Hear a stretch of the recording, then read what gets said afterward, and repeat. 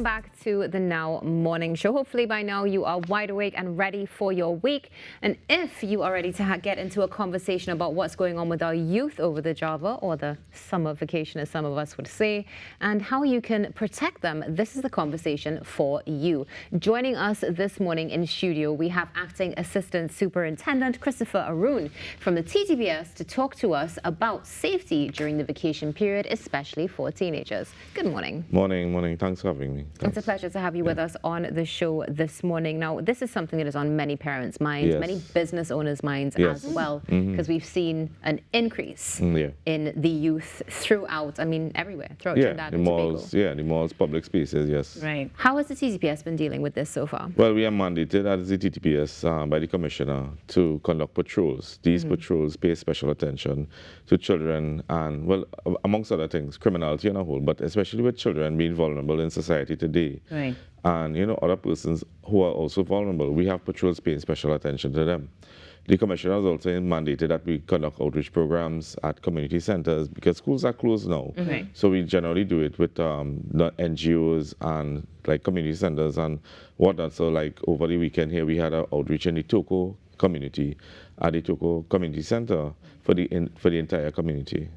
Now that I've seen more of because even in the remedial programs and the ministry hosts, police officers regularly show up to educate students on exactly what you're mentioning, the fact that their presence is meant to support them and protect them as opposed to make them feel uncomfortable. But let's go a little further with the teens specifically because they might be a little bit more rambunctious, a little less receptive to that sort of presences to support you. What has been the experience thus far?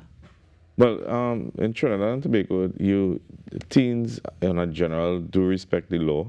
We do have a lot of cooperation from them. You would have the one or two that would divert from cooperating with the police. But we generally have good relationships with the teen. Of course, we have to often speak to them when it comes to crime, their presence at a particular location, safety. Safety is one of the main concerns for us as the TTPS when it comes to children in public spaces and whatnot. So, we ask parents to speak to children about public safety and their own safety at times. Definitely a conversation we need to have. It is a conversation that we need to have. Now, let's talk also about business owners because one of the things that we've seen, of course, we were speaking off air about it, the malls are full of teenagers. You just see groups of them roving everywhere, which in some ways makes you think it's a bit safer because they are in groups. But this can sometimes also put a risk to the business owner as perhaps bringing in illegal substances and so much more. What tips would you have? Well, in terms of illegal substances, you would be held liable criminally for any illegal substance you might have. Children under the age of 18 would not be able to be in possession of narcotics, although it's what they say, it is decriminalized to have some in your possession. However, with children, we ask and we beg that parents ensure that they speak to children about having that type of narcotics on them. The other narcotics are totally illegal, and then you have children with consuming alcohol, we understand, in public spaces as well. So we often have to speak to them about it. The police do have powers under the Children's Act when it comes to children smoking, especially teenagers, where the police can seize the cigarettes and warn them and have them sent on their way, or the police could simply make a courtesy call to their parents and have them informed that, listen, your child was caught with cigarettes. That I didn't know. So good to know. So the police have the authority to seize these cigarettes under the Children's Act. That up, Sorry, my brain is going, well, in that case, you all are going to be busy because we are seeing a lot of that happening publicly, especially during the July-August vacation. And part of, as we were saying before, the reason is because they really don't necessarily have positive ways to occupy themselves sometimes. And that's where those outreach programs will come into play. When you talk about coming to community centers, these are scheduled events that people can sign up for and participate with. What can we look forward to? So we have them often. It is conducted by NGOs. NGOs would ask the TTPS to participate in these outreach programs. They write to the Commissioner, and the Commissioner sends it to us. And then we formulate a plan with the NGO to have to perform the outreach programs.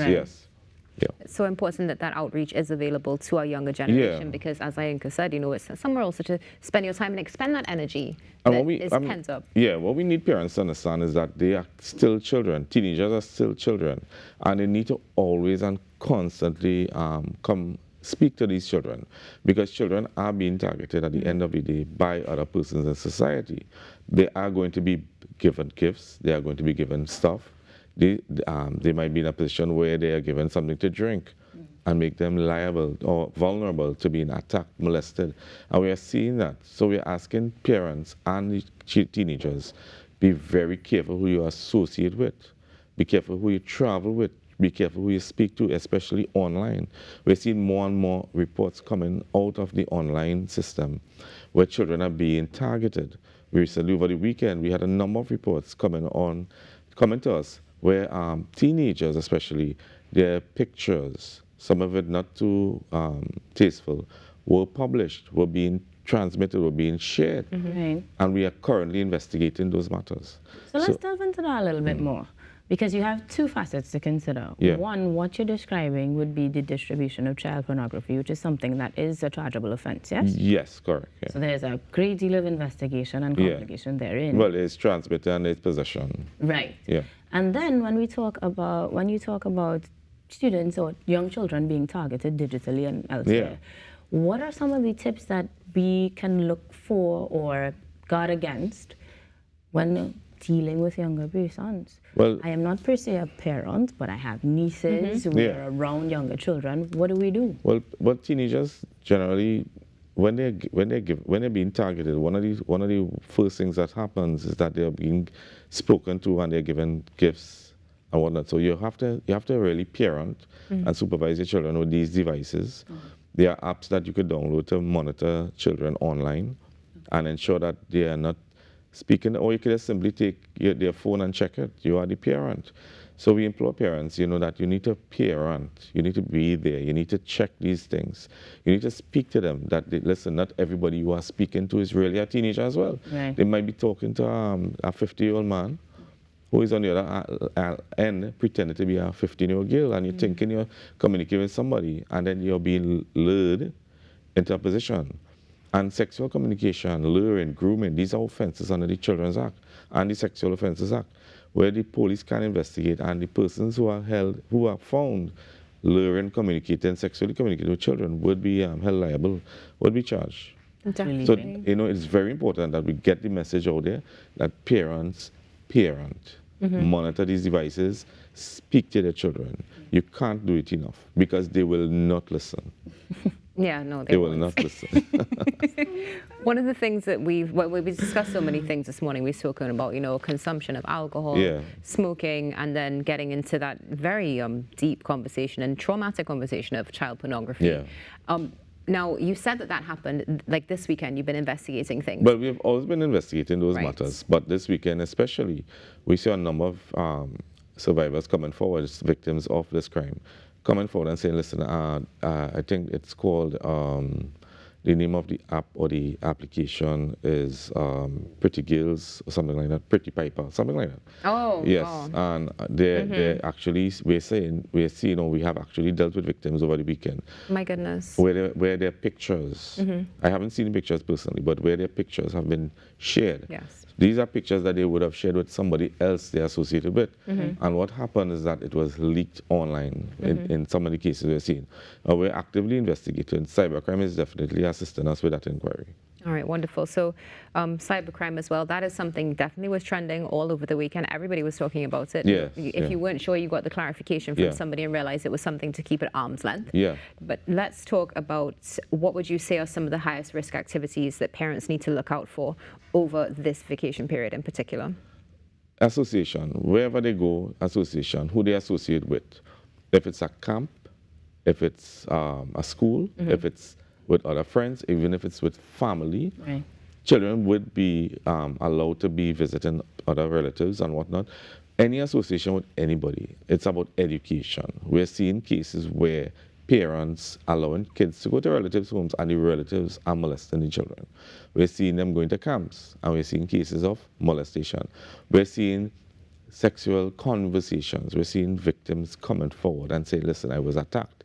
So what we're saying is that at every angle, in every area of society, whoever you're sending your kids to, you need to make sure that they're with somebody safe. You also need to make sure that when they come back to you, they're able to speak to you and tell you, listen, this is what happened.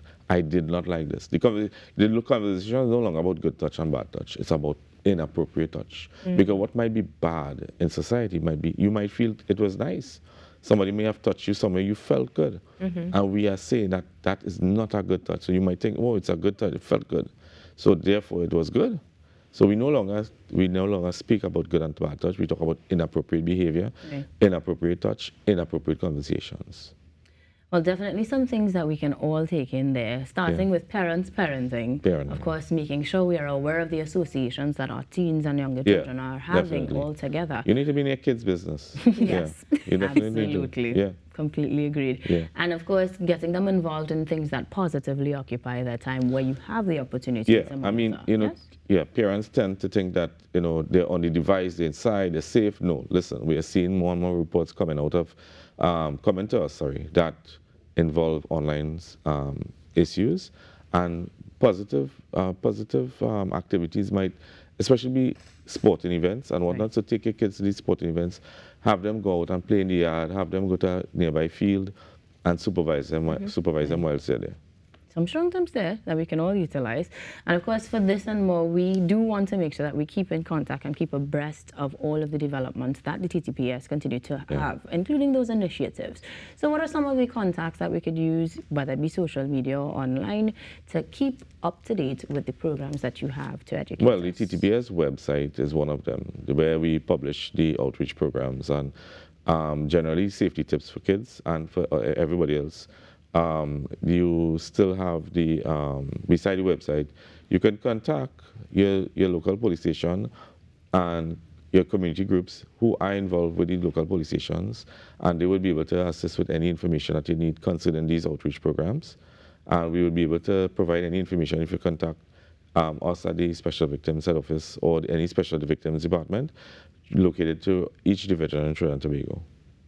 Wonderful. Well, thank you so much for being with us this morning. And if I can remind members of the public, listen, we have the 555, we have the 999, we have the 800 tips, we have the TTPS website. We're encouraging parents and even victims, listen, come, use these avenues to report matters to us. Anything suspicious, if you're seeing kids in the public and you're concerned about their safety, call 999. We will send a patrol.